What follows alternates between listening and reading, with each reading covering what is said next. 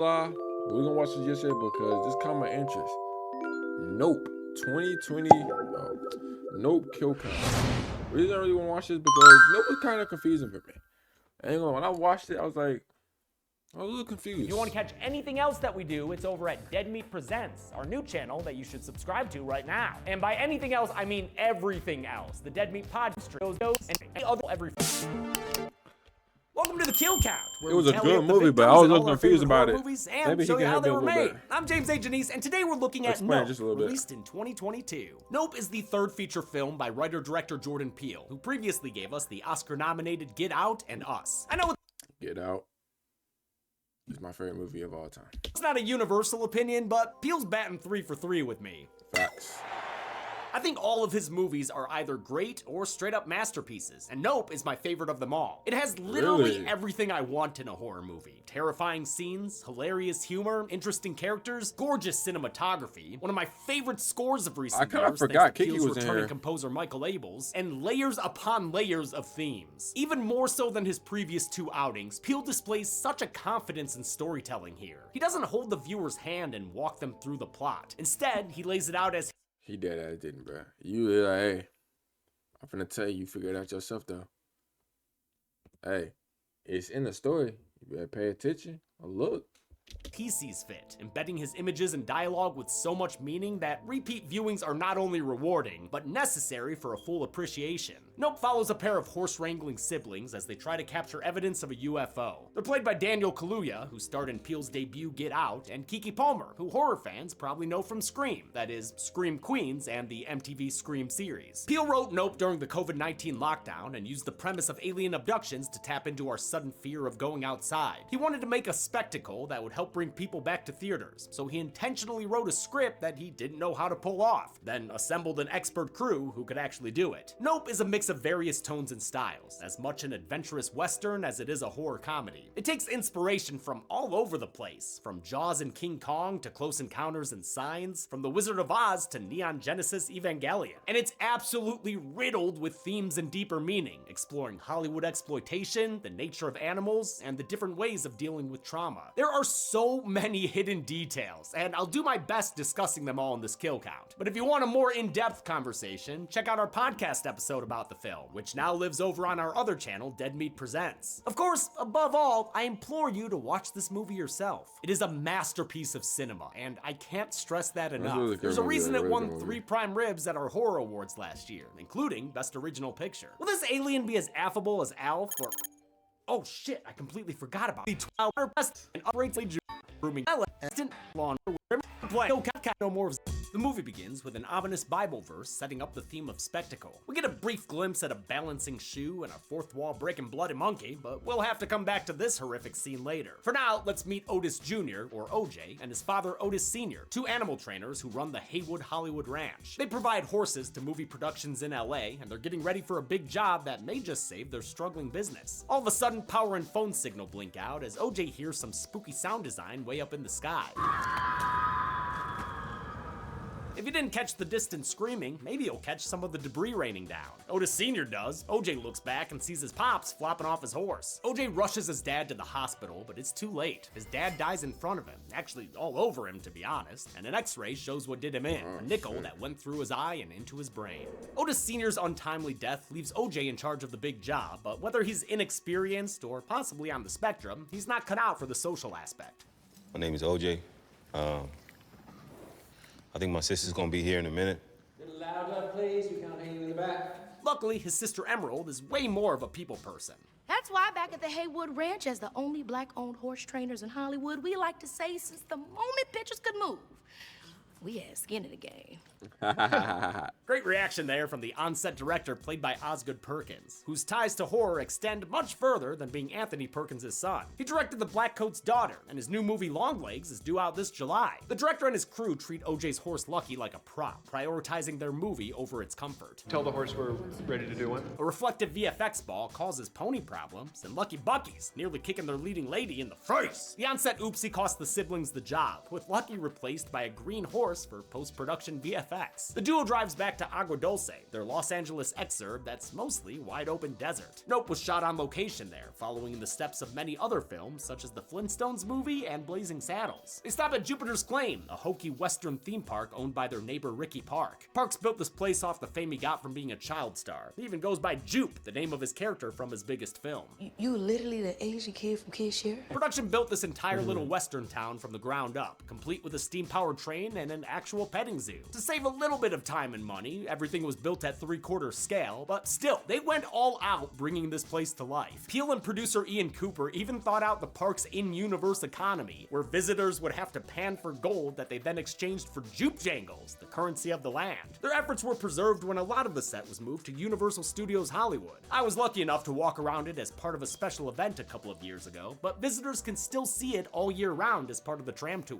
Haywood That's Ranch has been fire, selling man. its Wow. horses to Jupe to make ends meet, and now that they've lost another job, Lucky is the latest to get sold. OJ wants to set up a process for him to buy the horses back, but Jupe makes a counteroffer. He wants to buy their whole ranch outright. The siblings discuss the deal later that night. Em had a complicated relationship with her father and wants to pursue other jobs in the industry. And I'm Emerald Haywood. I direct, write, produce, act. I do a little singing on the side. Motorcycles, baby. Look, I make a mean grilled cheese. If you're looking for crafty, just holler at me. But OJ was the chosen horse heir and is less inclined to take the offer. Pops did something when he made this place. He changed the industry. That's real. I can't just let that go. I love the sibling dynamic between OJ and M. It's sometimes combative, but they ultimately love each other and are friends. So I guess you don't want to see what's good with Dad's liquor cabinet then, huh?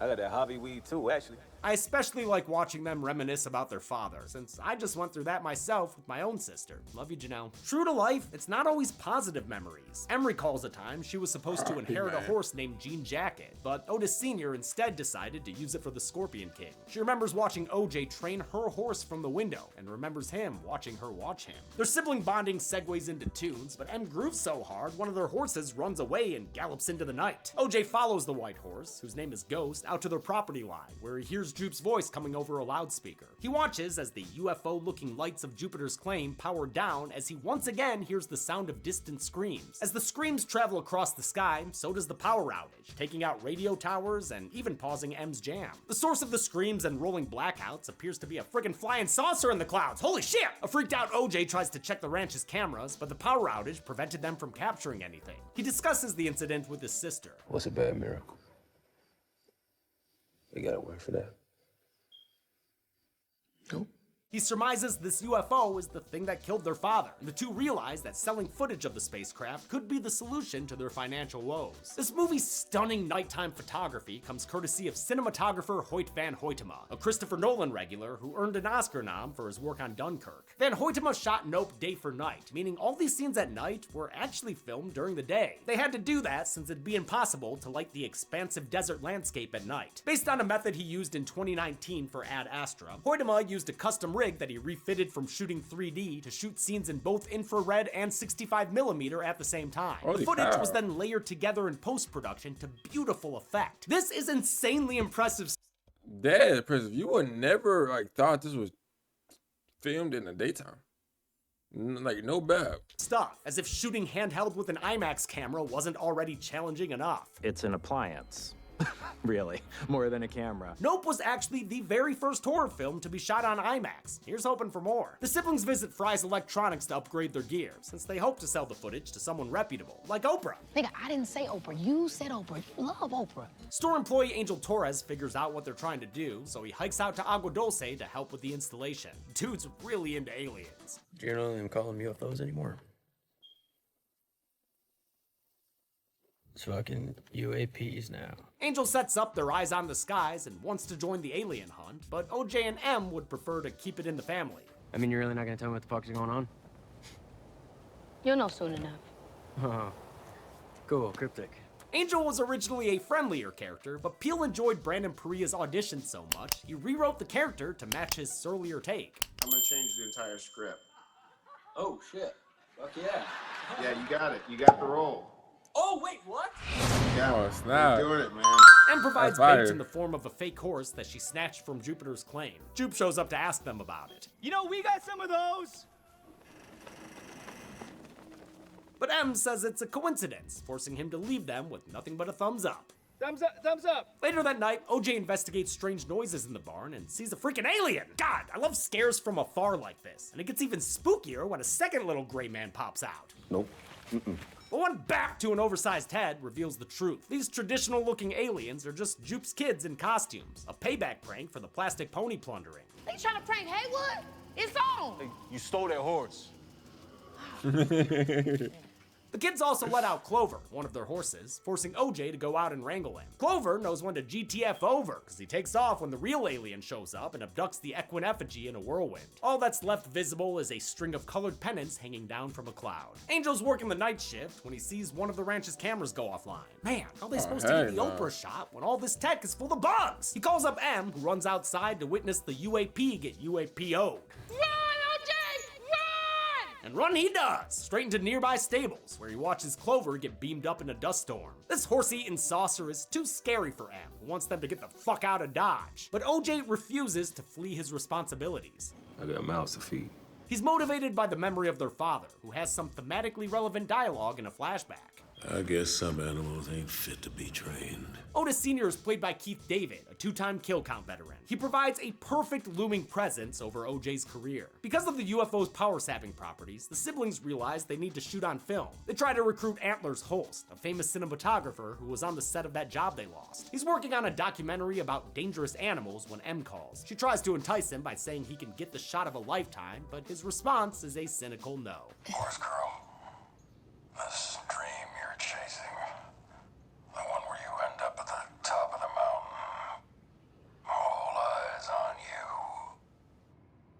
It's the dream you never wake up from. At least they still have Angel, who tells them he noticed a motionless cloud in their footage that hasn't moved an inch all day. This wasn't the only sky footage that production had to manipulate. In fact, nearly every single sky shot was completely digital. Peele felt the sky in Nope was paramount, comparing it to the ocean in Jaws. That's why MPC VFX spent 9 whole months researching how to make realistic clouds. The group realizes this cloud must be the UFO in disguise, and OJ begins to suspect it may be even more than that. It doesn't move like a ship. What you mean, OJ?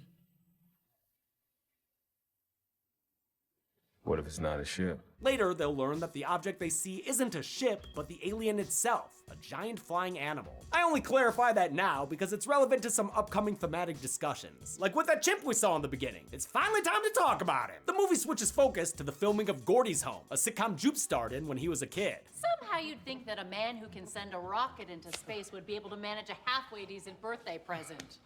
Nope.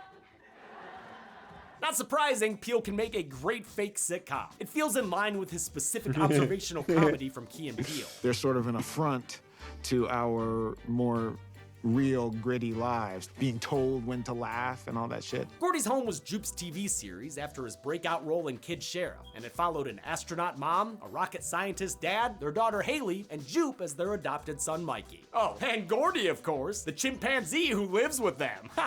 The show was successful enough to get picked up for a second season, but that's when tragedy struck during a taping. So one of the chimps that plays Gordy just hit his limit. And it was 6 minutes and 13 seconds of havoc. We got a glimpse of the incident at the start of the film, but now we see exactly what happened back in 1998. While filming an episode about Gordy's birthday, the balloons began popping due to the studio lights. That shocked the monkey, Peter Gabriel style, causing Gordy to go bananas off screen. The opening scene was from Jupe's point of view as he hid beneath a table while Gordy mauled his co-star Mary Jo Elliott. During the attack, Jupe focused on one of Mary Jo's shoes that somehow landed perfectly upright. A lot has been made about this shoe and what it means. Peele has said it represents the impossible shot that the Haywoods tried to entice Holst with. That's impossible. It's also sort of a bad miracle, like OJ was asking about. And most simply, it's something for Jupe to focus on as he disassociates during the attack. Sitcom dad Tom tries to calm Gordy down, but is tackled and killed in a wet off-screen mauling. At least, I think he dies? Sounds dead anyway. The blooded monkey wanders back and notices Jupe below the table. He tries to make contact with a fist bump, but before Gordy can phone home, he's gunned down by a cop responding on the scene. Just a reminder that animals don't go on the count, nor does the death of Jupe's childhood. This traumatic experience has been sanitized and marketed by adult Jupe. He even maintains a private museum that canonizes the incident.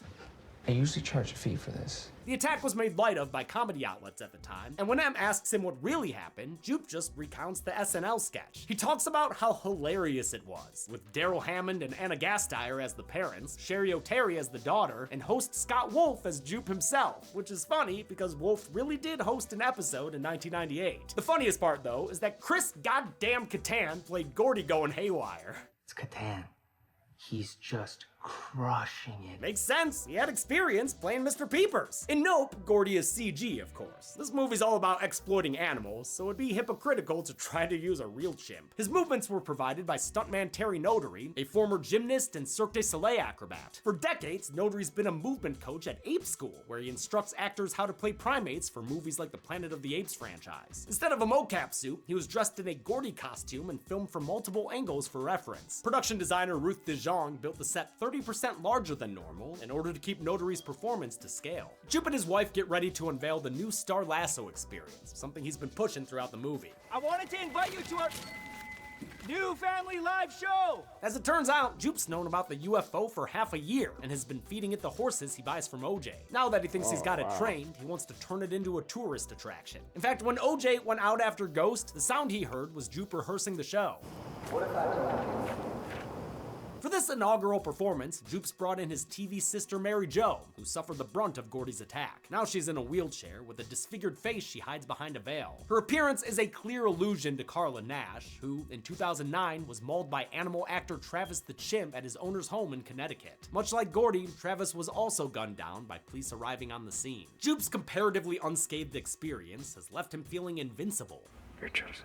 He offers up Lucky as his latest sacrifice to entertainment, but there's a spanner in the works, or rather a fake horse in the alien, whose angry screeching makes Jupe realize he's a walking dead man. The irritated invader hoovers up everyone in the arena, including Jupe, his family, Mary Jo, and all the spectators. Not even that lady's sweet Omer shirt will protect her. In a seriously disturbing scene, these poor people are forced up a flesh chute towards a messy end. The slimy claustrophobia is bad enough, but they're not even comfortable in there with that damn horse statue clogging up the pipes. Peele knew this scene would be a big swing. From like a horror fan perspective, this is super cool shit. And you know it's super cool because I have no idea whether it's gonna work. It was filmed with the actors pulled along a conveyor belt horizontally through a fake flesh tunnel. The camera moved alongside them on a track, mounted sideways so the footage would look vertical. I love watching the footage of this scene being filmed, which was done as an homage to a similar scene in Fire in the Sky. The alien's digestive tract was actually shown during the opening credits, back when the audience would have no idea what they were looking at. You can even hear distant screams the whole time. Those credits end with the 2-second clip of a black man on a horse that serves as part of the Haywood family mythos. With that context, the shoot feels like the inside of an old folding camera. It's like we're moving down the bellows and looking out the lens at this animated picture, one of the first of its kind, captured in 1887 by Edward Muybridge. These deaths are the result of Jupe's hubris, who is a truly Shakespearean character. Ricky Jupe Park was originally set to be played by Jesse Plemons, who had to drop out to film Killers of the Flower Moon. I guess he opted for the role with a bigger hat. He was replaced by Stephen Yeun, who broke out in The Walking Dead and who was last seen on the kill count in Mayhem. His character is a tragic one. As a child, he was exploited for his age and race in his acting career. As an adult, he tried to take ownership of his past, but he took the wrong lesson from surviving the Gordy attack. He assumed he was special, like a shoe impossibly balanced upright, and went right back to exploiting animals by feeding horses to the alien and trying to make a show of it. He serves as a contrast to OJ, maybe because he lacked the same kind of guidance. I guess some animals ain't fit to be trained. Trained animals can be unpredictable. OJ respects animals and the dangers they can present. Jupe underestimates the alien, and it costs him his life. I was shocked to hear some people say the Gordy scenes had nothing to do with the rest of the movie. They're like the point of the whole film.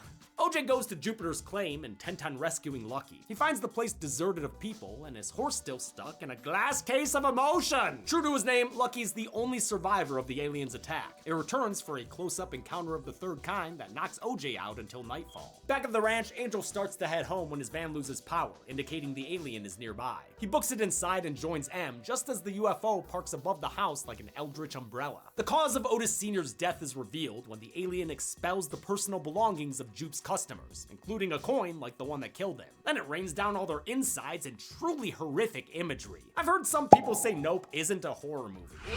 What do you call this rainfall of blood? To achieve this gore storm, production sprayed a mixture of fake blood and water out of sprinklers on the roof. God, I just can't get enough of this movie's behind the scenes stuff. Look at this giant crane! A lot of this footage comes from a 1-hour documentary called Shadows, The Making of Nope, which I highly recommend. It not only shows the technical side of things, but highlights how Peele's filmmaking is collaborative and compassionate towards his cast and crew. He manages to give them creative space, even while having a very specific vision for every last detail. I really appreciated that he opened the door for collaboration with this particular characters. As an example, Keke Palmer did over a dozen takes of her character's monologue, and according to Peele, each one was wildly different. OJ is booking it back home in his truck. I just realized we got the He's same humbled once he sees glasses. the scale of what he's dealing with.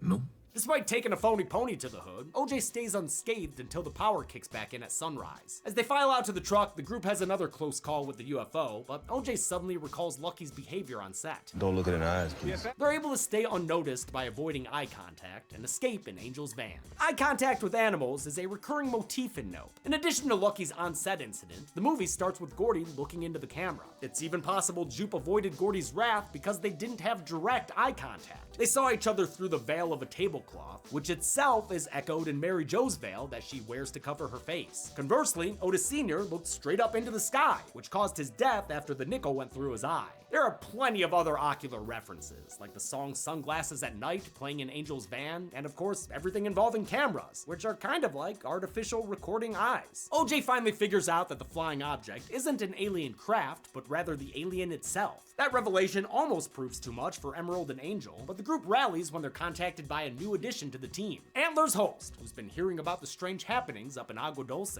By the way, the news report he watches says 40 people are missing, but I'm gonna trust writer Tim's work when it comes to the count. Dude made notated pictures and everything to count up 57 people. Good work, Tim. Way to give Josh a day off. Holst brings a custom-made crank-powered camera whose power can't be sapped by the UFO's EMP. That gets the Haywood siblings pumped. Let's go, boy!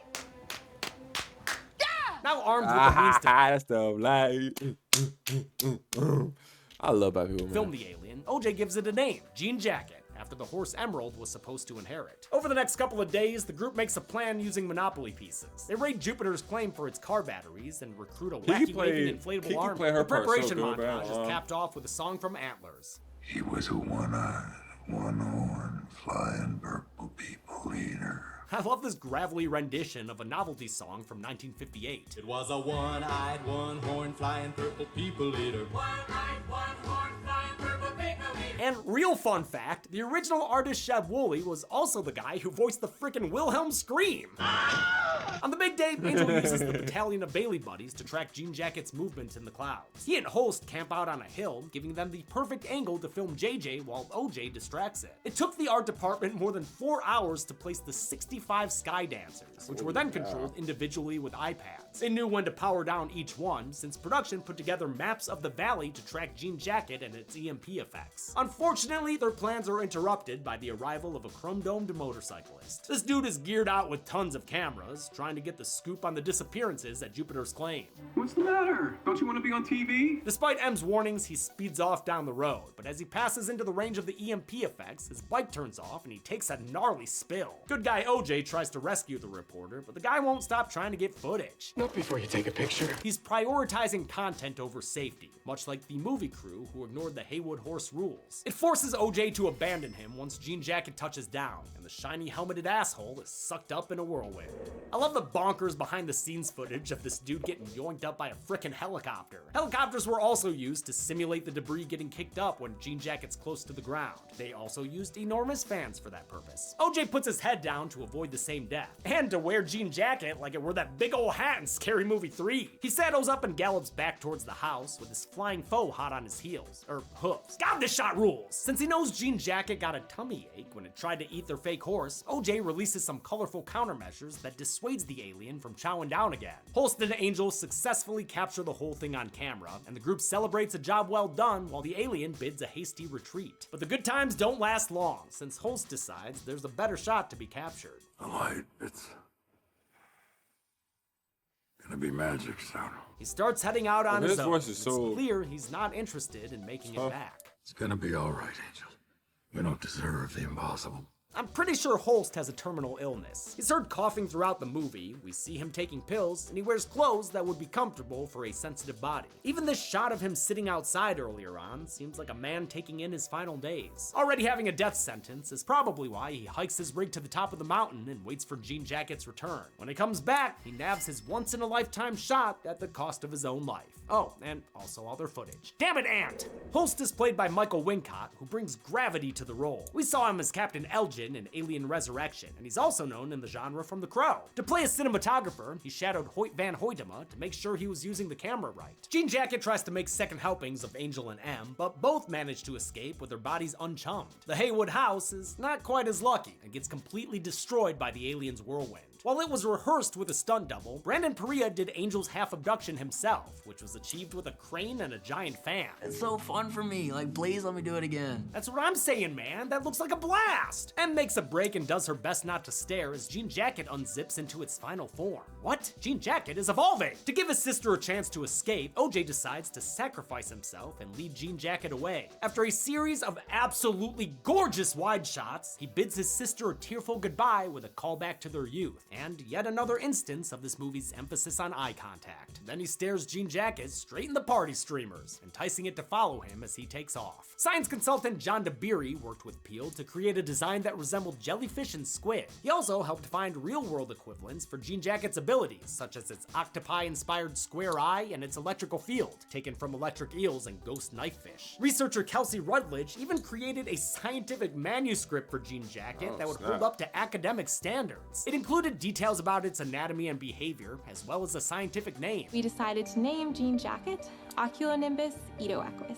So this translates directly to Hidden Dark Cloud Stallion Eater. Other inspirations for Jean Jacket's design include Neon Genesis Evangelion's 10th angel, Sahaquiel, biblical descriptions of angels, Robert Mapplethorpe's photographs of orchids, and Marilyn Monroe's dress. The alien's movement is meant to simulate large pieces of cloth, with its skin harnessing the wind and riding it for mobility. Also, sometimes it looks like a mushroom cap with the stem picked off, and I really like that. I just love this fucking alien, okay? OJ leads Jean Jacket far away enough to bring power back to the motorcycle, which allows M to speed away on it towards Jupiter's claim. She had mentioned the skill during her character introduction, and she proves her proficiency with a badass motorcycle slide that Peel confirms was inspired by Akira. Still determined to get her Oprah shot, M releases a distraction in the form of a giant kid sheriff balloon. She starts snapping photos with an old-timey photo booth she noticed during her first visit, and which figured into the movie poster for Kid Sheriff. With a mechanical photography device, she captures the moment Jean Jacket takes the bait and attacks its new inflatable opponent. Both M and Angel watch as the alien struggles to digest Balloon Boy, which eventually causes both parties to pop. It's a bit of a tragedy, since Jean Jacket was just an animal looking for a home.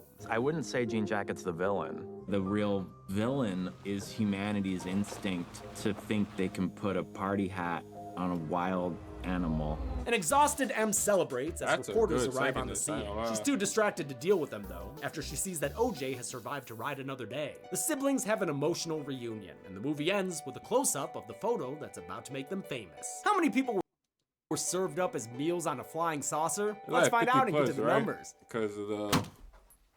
Oh no. Oh, God! Gertie, no! Gertie! Jesus, Gertie, no! We counted 61 kills in Nope, with a big boost in numbers from the Star Lasso experience. The victims consisted of 37 males and 24 females, giving us this partially digested pie chart. It's a different gender breakdown than the last time we counted 61 kills in the Final Destination, since most of those victims were unknown. With a runtime of 130 minutes, Nope had a kill on average every 2.13 minutes. I'll give the Golden Chainsaw for coolest kill collectively to the 57 people at Jupiter's claim. It's a tragically fitting end to Jupe's storyline, and the shot inside Jean Jacket is disturbing as hell. Gold Machete for lamest kill, I guess goes to Antler's host, since the dude walked into it on his own. And that's it. Nope came out in 2022 and is one of my favorite movies of recent years, if this video didn't make that abundantly clear. We'll stick with sci-fi for next week, but until then, I'm James A. Janice. This has been The Kill Count. On the next Kill Count. 5 years from now, the machines will take control That's of all, the my planet dog. and destroy all. I'm kidding. WBW2.